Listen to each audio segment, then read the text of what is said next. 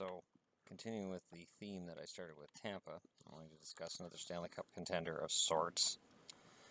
Dallas has to fix its goaltending. Dallas has to fix it before opening night.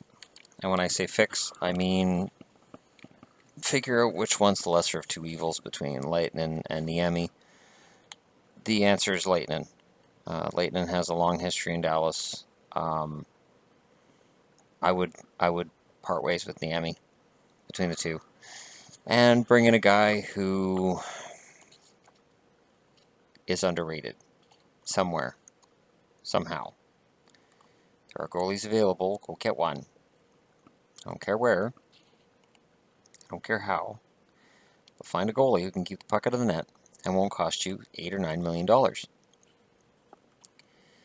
goaltending in Dallas is the place to start with this team because it eats up cap.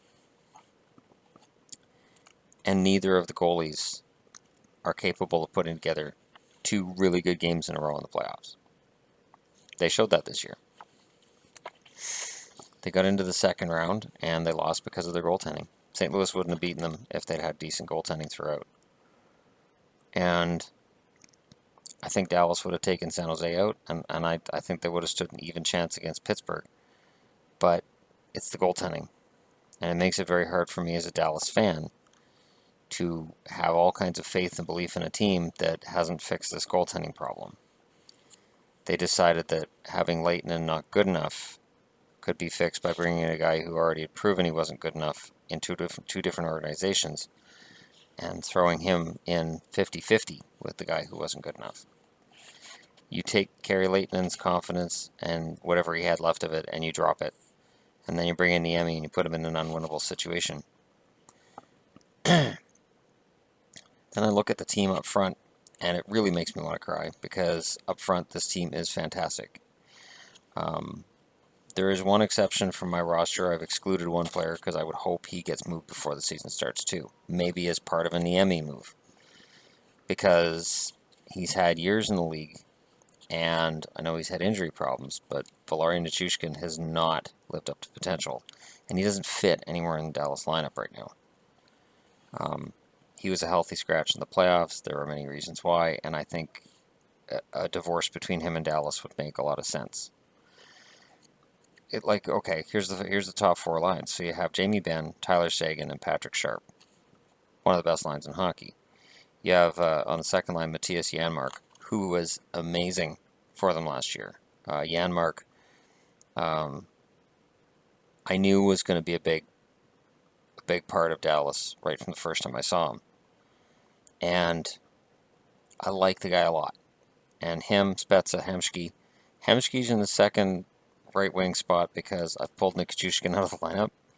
I would hope that whatever they would get in a trade for Niemi and Nichushkin would be to beef up the right wing because they need help there. On the third line, I have Roussel, Eakin, and Ritchie. Brett Ritchie has the potential to be that second line scoring right winger. And I guess he could switch with Hemsky because I'm not an Ales Hemsky fan at all. But he can score 20, Hemsky being the guy that can score 20. Fourth line, I have McKenzie, Faxa, and Eaves. I have Eaves in the lineup because Nichushkin's out. And I like Patrick Eaves on the fourth line with Radek Faxa and Curtis McKenzie. I think Faxa proved in the playoffs that he can be their key fourth line center. He can take defensive face-offs, as many as you need.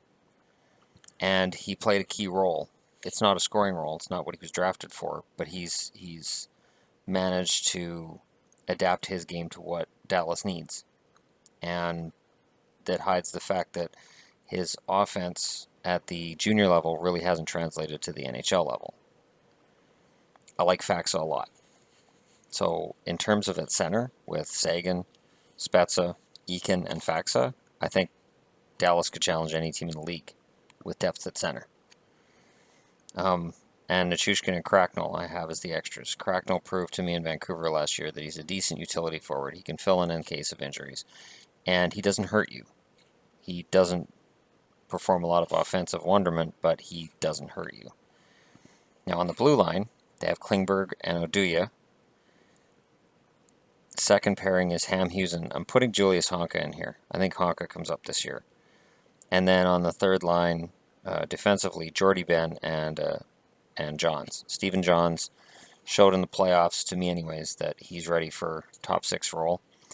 I don't think he's ready for top 4, but he's ready for top 6. And then the extras, I have Issa Lindell, who would pencil in if anybody gets hurt, and Patrick Nemeth.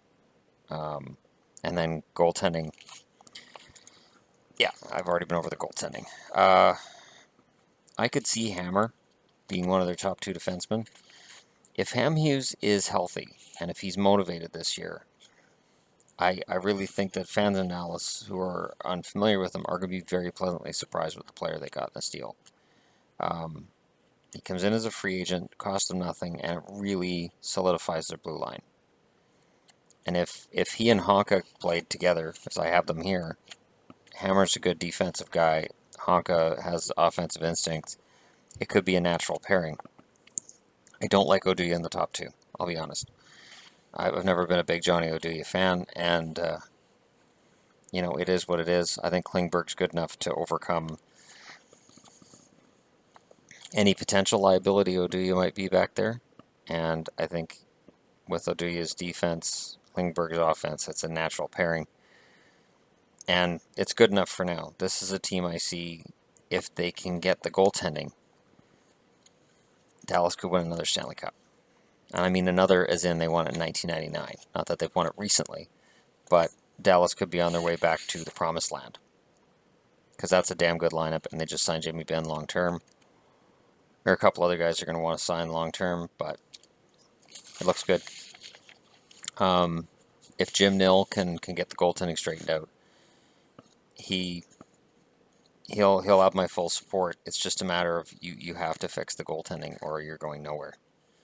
So that's the key with Dallas. And as a Stars fan, I'll be cheering from day one, and we'll see what happens. Thanks for watching.